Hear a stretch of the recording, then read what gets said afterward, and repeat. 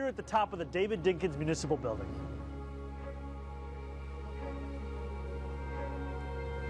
This is one of the most magnificent government buildings in the world. As we begin to celebrate Black History Month, it felt fitting to honor the legacy of our city's first black mayor right here. From up here, you can see everything, from MetLife Stadium all the way to Bushwick. This building belongs to the people of this city, but for too long, most New Yorkers have been shut out of it. That's coming to an end. We're opening the rooftop of the Dinkins Municipal Building to the public. Starting this June, the city will offer guided tours of this extraordinary civic landmark. You'll be able to reserve free tickets online and go up in small groups. We're restoring the building too, repointing the cupola, repairing the rotunda, and bringing the space back to its full civic glory. My administration will keep opening up public spaces like this, because New Yorkers deserve to see their city from a whole new height.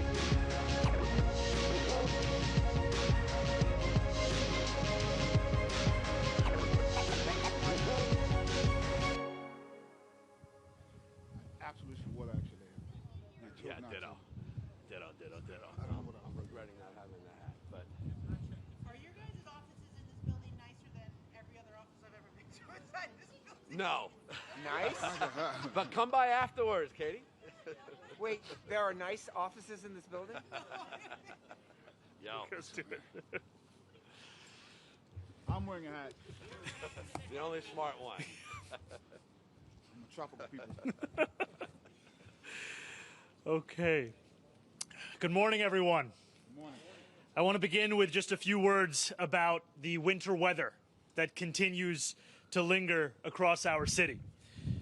First, city workers continue their remarkable efforts to lift millions of tons of snow off of city streets.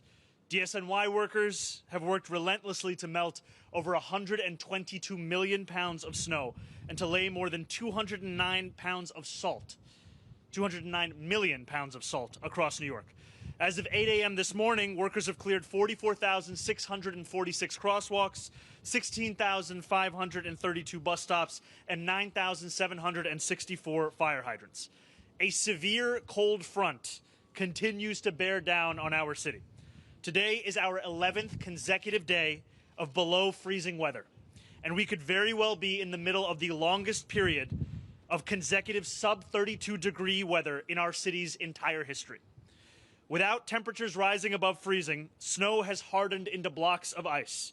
But the greatest danger posed by this sustained cold is to vulnerable New Yorkers who remain exposed to the elements. As of this morning, 16 of our fellow New Yorkers have passed away outside during this brutal stretch of cold. In 13 of these cases, preliminary findings indicate that hypothermia played a role, and 3 of these deaths appear to be overdose deaths. We await final results from the medical examiner's office and will inform New Yorkers as we learn more. Each of these lives lost is a tragedy. My heart was with the family of those mourning their loved ones. We are continuing to do everything in our power to get every New Yorker into a shelter where they will be warm. The cold is showing no signs of stopping, so neither will this city's efforts. From information available now, it appears that none of the individuals who have died outside were living in homeless encampments at the time of their death. New York remains in a code blue. If you see someone in need, please call 311. Outreach workers and first responders from the NYPD and FDNY will respond and get those New Yorkers the help that they need. Our outreach workers have only intensified their work to get homeless New Yorkers into shelter. We continue to operate warming sites and warming vehicles across the 5 boroughs. We have expanded shelter capacity, relaxed intake rules, and are working with our partners across the city to increase outreach.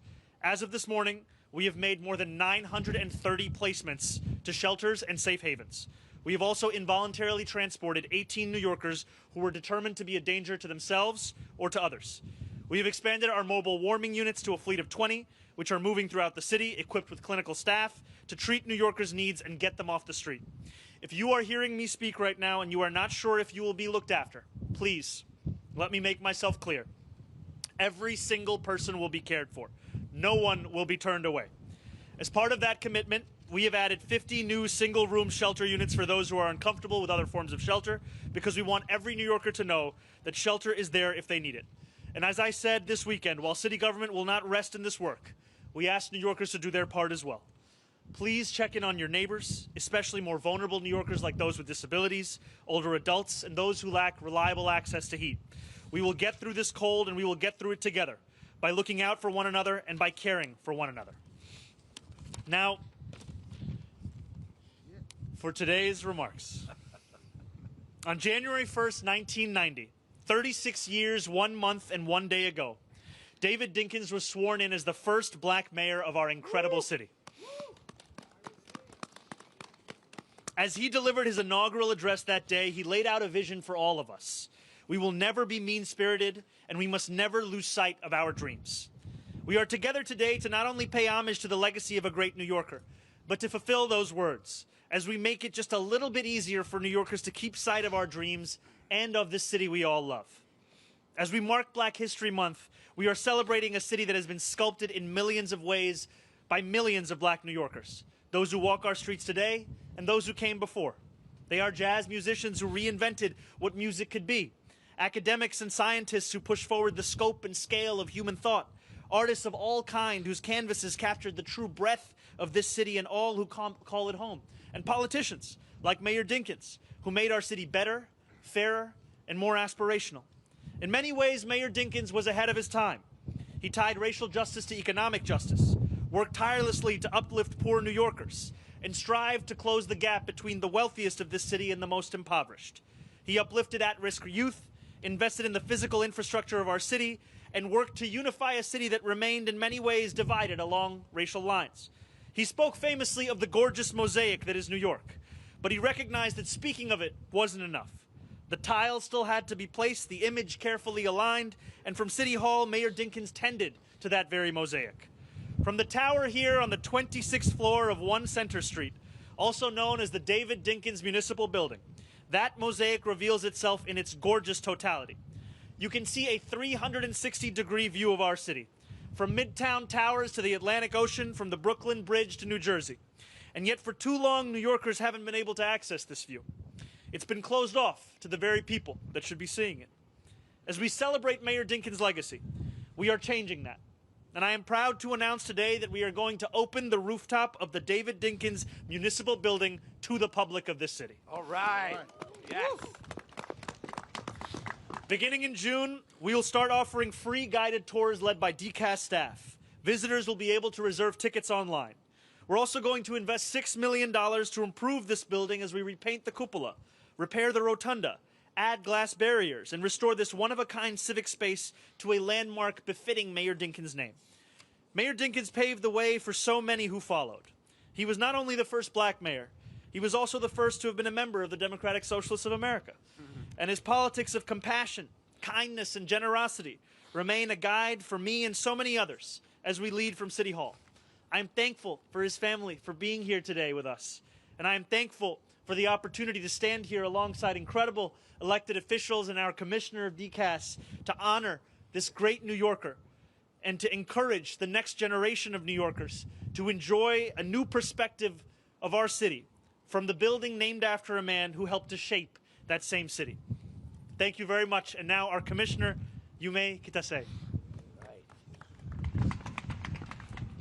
Good morning.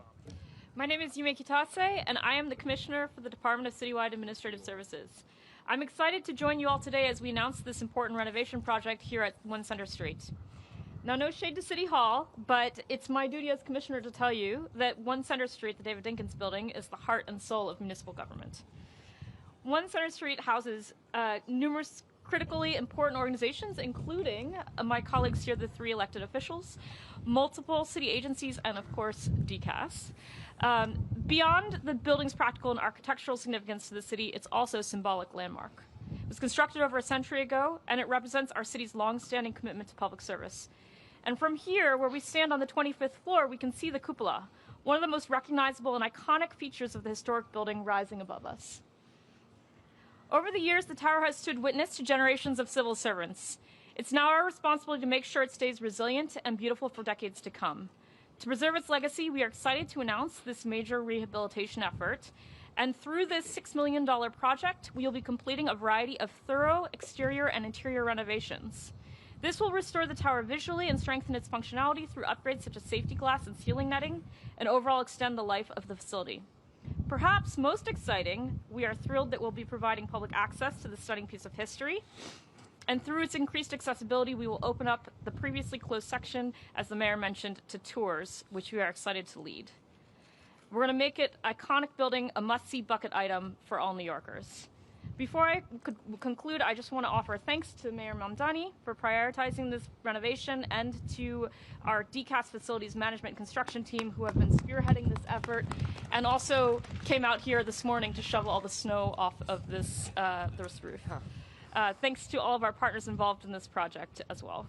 Your dedication helps the historic spaces like this continue to inspire and serve New Yorkers, and we are very excited to see the finished tower this summer, and I'm looking forward to celebrating its completion with all of you together. Thank you. Now our controller, Mark Levine. All right. Thank you so much, Mr. Mayor. We tortured the press corps on Inauguration Day for 4 hours on the plaza. You're suffering today. Tomorrow we're doing a press conference on the ice on the Hudson River.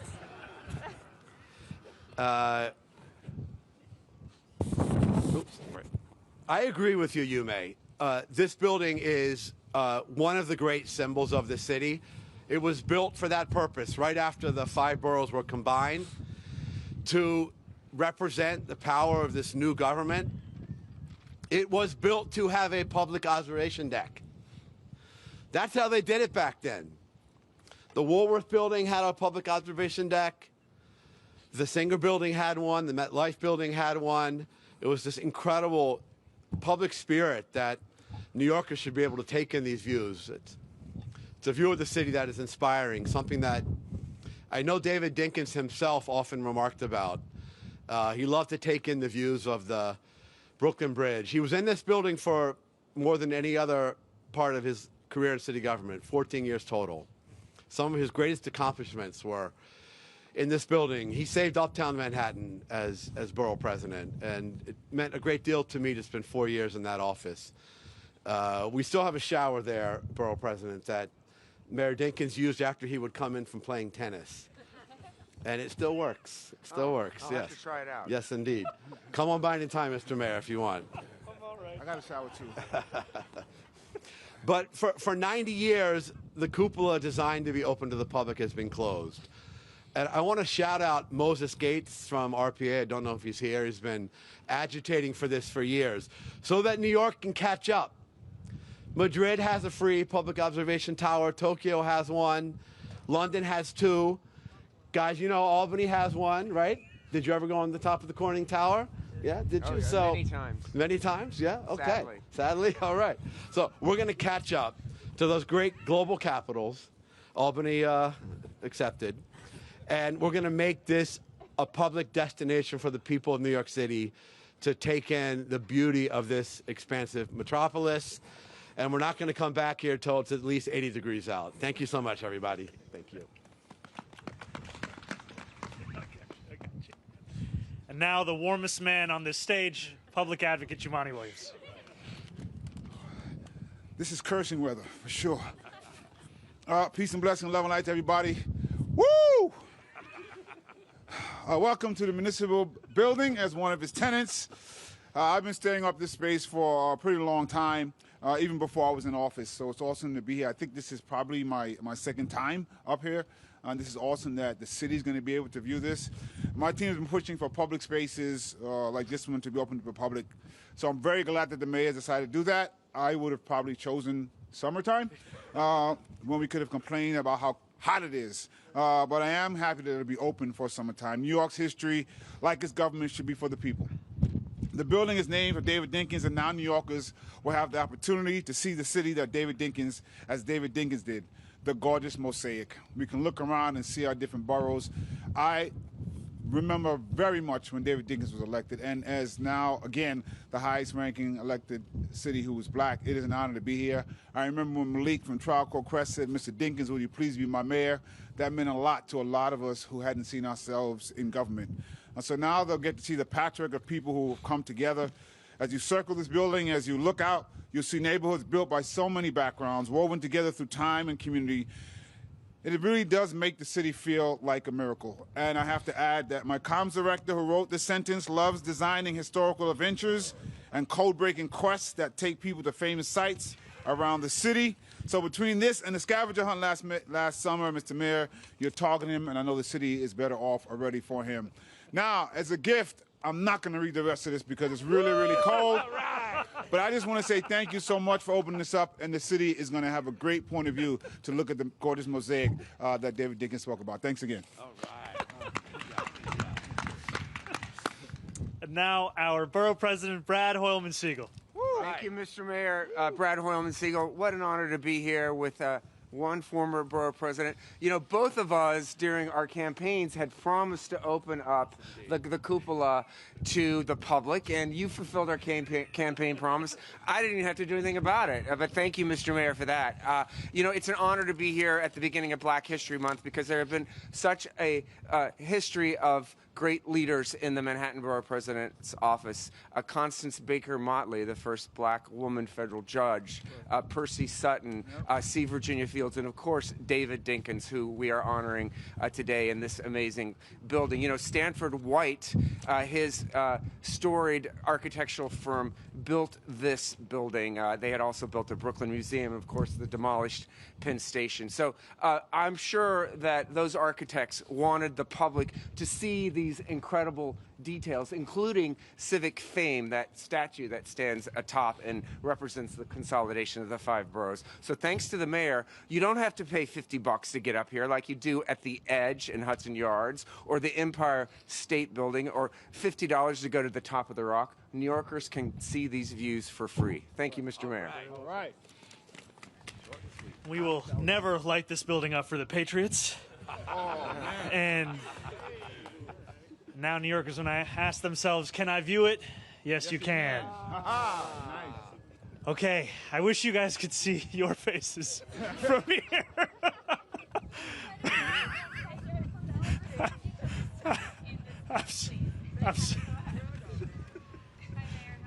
Sorry, yes, I'm all right. How are you? Sorry, if I could just ask you to speak up because it's a little difficult here. I wanted to ask about the warming buses across the city. In some experience going out in the Bronx, we saw there was supposed to be a warming bus outside of Jacobi Hospital, and we got there at the time the bus was supposed to be there, and we circled and there was no bus. We went to one at the Wickliffe High School. There was a bus, but no signage for anyone to know that that's a place that they can go to stay warm. So is there any further outreach you're doing aside from, you know, letting other government officials know to encourage people to go to these buses? Like, people don't watch the news, people don't have social media. How are they knowing that this is a place they can go to? I think to your point, we can never rest on our laurels as a city government. We have to go out there and tell New Yorkers directly. Yesterday evening, I was at a safe haven site in Midtown Manhattan, and I got the chance to thank a few outreach workers for the work that they're doing. Because as we all shiver up here in this cold, they are spending hours at all hours of the day outside looking to speak directly to homeless New Yorkers, to actually tell them of those warming buses and to bring them to those warming buses. And that direct street outreach is critical, and it has been a significant part of those workers, as well as those at FDNY and NYPD, being able to make nearly 1,000 placements at this point since we initiated Code Blue. And we will continue to share this information to New Yorkers. The most important way will be that direct outreach, but we will use every single avenue available to us. And just to give a sense to New Yorkers of the different options available, we are speaking across the 5 boroughs of warming buses and vans. We are speaking of mobile warming units that are equipped with clinicians as well as resources, and then warming centers as well themselves. And what we are also working with NYCM to do right now, partially in regards to your question, is to add additional signage outside of these units so that for anyone walking by them who hasn't actually been met by an outreach worker during their shifts, that they know that these are the units that should be keeping them warm. That signage is going to be rolling out today and tomorrow. And it's important, frankly, that we not just rest on that signage, we not just rest on that direct outreach, but that we continue to use every avenue available to us. We'll continue to do so. Thank you so much. Hey, Mayor. How's it going? I want to ask you a question. You look warm. That's right, exactly. Yeah. See, that's You what look I warm. Where are these guys going? Hey, come on! Hey! Get out. Okay. That's good. Get out of here. All right. Okay.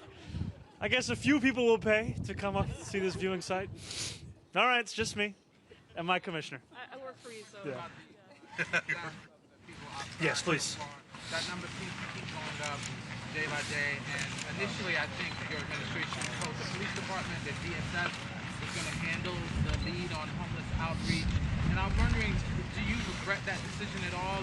And do you think that decision has anything to do with the number of people, increasing number of people who have died out in this very frigid weather? So I want to be very clear that NYPD has been a part of the outreach efforts throughout Code Blue.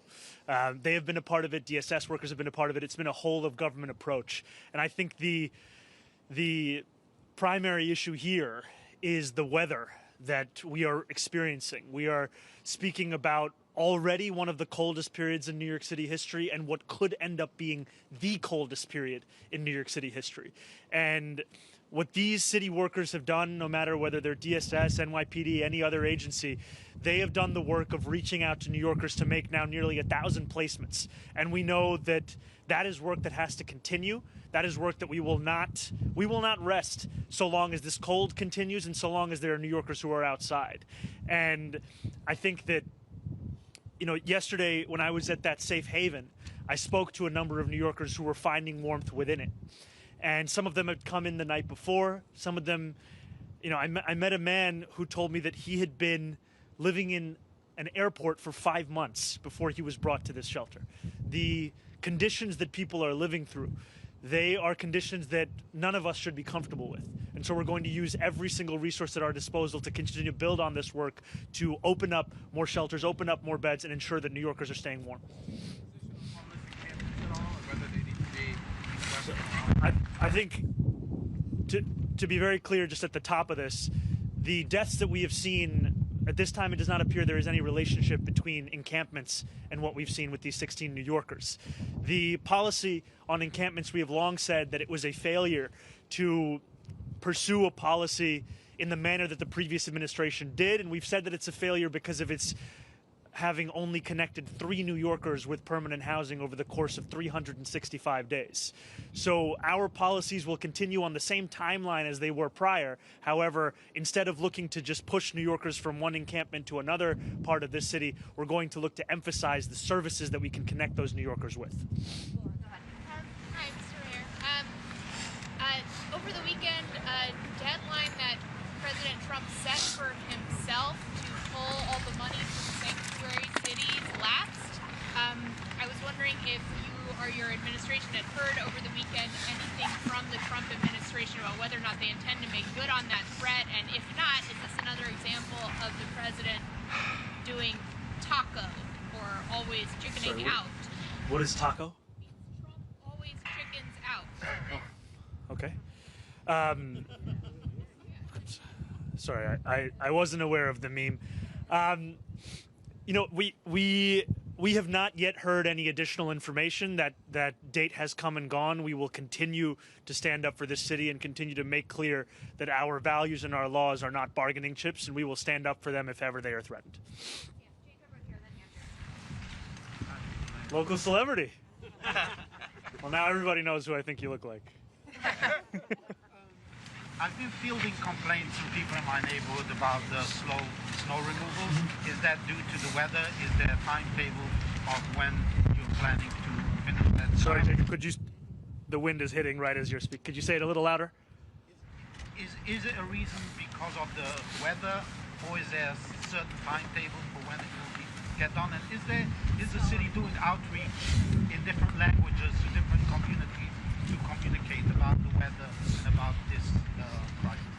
So I think it's, as you've said, it is primarily due to the weather. Whereas typically after snowfall of any kind, rising temperatures would assist in the melting of that snow. Instead, what we are all experiencing is a cold that is continuing at a record pace, frankly.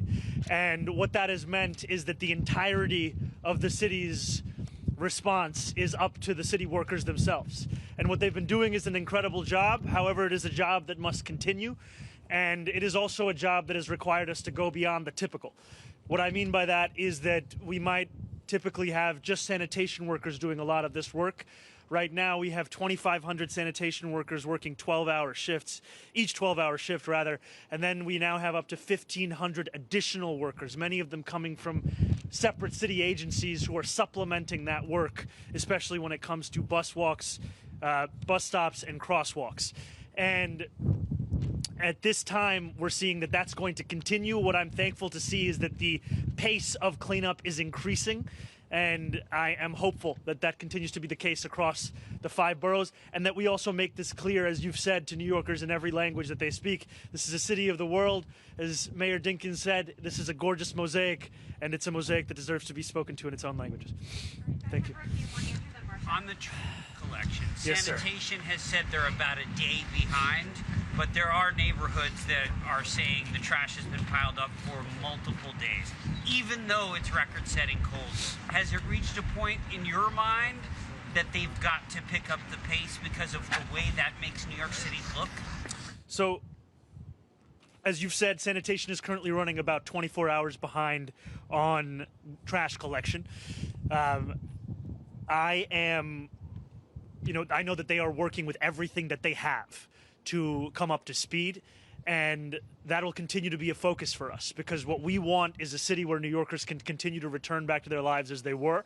We know that this cold is not going to help us. We know that this is going to continue for the next few days, and I think that what city workers are doing is they're increasing their capacity, they're increasing their capabilities, and I'm thankful for the work that they're doing. Mr. Mayor, I know over the weekend you Marsha, just give me 1 second. I'm just going to come over to you because I can't quite hear you. So over the weekend, I know that you opened a shelter that had 50 single-room beds, and in talking to homeless people, they say they don't want to go to regular shelters, they want those beds. So my question is, how many people have taken you up on the offer of those 50 rooms? And given the rising death count, do you think you're going to have to open more of those facilities in order to get people to convince them to come in? I think we have to use every single option we have to get New Yorkers inside. And as you've said, there are homeless New Yorkers who have made clear their preferences in the kinds of shelter. And a lot of that, to be frank with you, is because of their previous experiences in the shelters that have been offered to them.